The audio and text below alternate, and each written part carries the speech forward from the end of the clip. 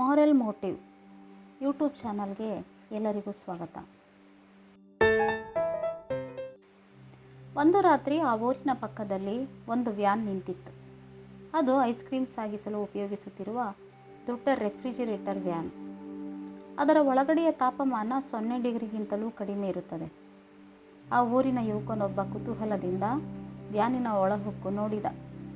ಒಳಗಡೆ ಏನೂ ಇರಲಿಲ್ಲ. ಆದರೆ ವ್ಯಾನಿನ ಬ್ಯಾಗಲು ಸ್ವಯಂಚಾಲಿತವಾದುದರಿಂದ ತಾನಾಗಿ ಮುಚ್ಚಿಕೊಂಡು ಬಿಟ್ಟಿತು.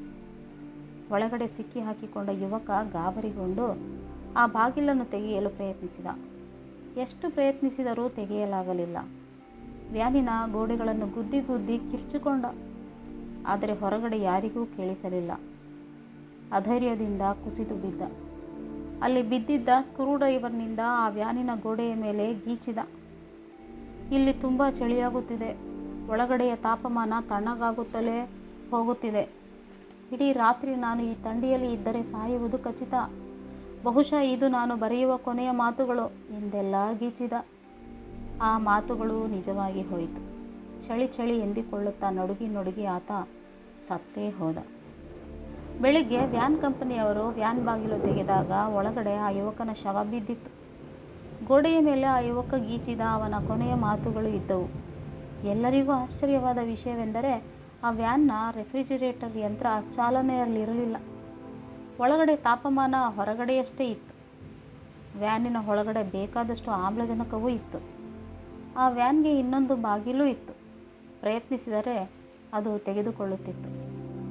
ಆತ ಸತ್ತಿದ್ದು ಚಳಿಯಿಂದ ಅಲ್ಲ, ಉಸಿರುಗಟ್ಟಿ ಅಲ್ಲ, ಆದರೆ ಶೀತಲ ವ್ಯಾನ್ನಲ್ಲಿ ಸಿಕ್ಕಿ ಹಾಕಿಕೊಂಡಿದ್ದೇನೆ. ಇಲ್ಲಿ 0ಗಿಂತ ಕಡಿಮೆ ತಾಪಮಾನ ಇರುತ್ತದೆ. ಈ ಚಳಿಯಲ್ಲಿ ಬದುಕಿ ಉಳಿಯುವುದು ಅಸಾಧ್ಯ ಎಂಬ ಸ್ವಯಂ ಕಲ್ಪಿತ ಭ್ರಮಾಲೋಕದಲ್ಲಿ ಸಿಲುಕಿಕೊಂಡು ಹೆದರಿಕೆಯಿಂದಲೇ ಆತ ಸಾವನ್ನಪ್ಪಿದ. ಈ ಹೆದರಿಕೆ ಎಂಬುದು ಅತಿ ಭಯಾನಕ. ಕತ್ತಲೆಯಲ್ಲಿ ಹಗ್ಗವನ್ನು ತುಳಿದಿರುತ್ತೇವೆ, ಆದರೆ ಹಾವನ್ನೇ ತುಳಿದಂತೆ ಆ ಹಾವು ಬುಸ್ ಎಂದಂತೆ ಕಚ್ಚಿದಂತೆ ನಮ್ಮ ಮೈಯೆಲ್ಲ ವಿಷ ಏರಿದಂತೆ ಭಾಸವಾಗುತ್ತದೆ. ಆ ಹಗ್ಗ ಬುಸ್ ಎನ್ನಲೂ ಇಲ್ಲ, ಕಚ್ಚಲೂ ಇಲ್ಲ, ವಿಷ ಏರಲೂ ಇಲ್ಲ. ಹೆದರಿರುವ ನಾವು ಇವೆಲ್ಲವನ್ನು ಕಲ್ಪಿಸಿಕೊಳ್ಳುತ್ತೇವೆ. ಇಂಥ ಸಂದರ್ಭಗಳಲ್ಲಿ ಧೈರ್ಯ ತಂದುಕೊಳ್ಳುವುದು ಅತಿ ಅವಶ್ಯಕ. ಈ ಧೈರ್ಯ ಆಂತರಿಕವಾಗಿ ಬರಬಹುದು ಅಥವಾ ಬಾಹ್ಯ ಮೂಲಗಳಿಂದಲೂ ಬರಬಹುದು. ಆಂತರಿಕವಾಗಿ ಧೈರ್ಯ ಬರಲು ಸೂಕ್ತ ಮನೋಭಾವ, ದೃಷ್ಟಿಕೋನಗಳನ್ನು ರೂಢಿಸಿಕೊಳ್ಳಬೇಕು.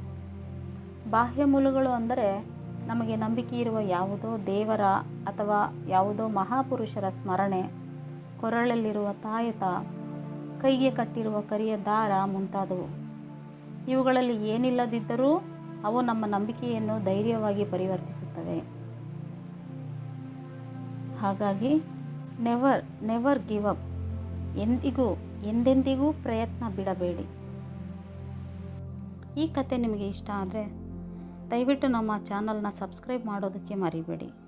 ಧನ್ಯವಾದಗಳು.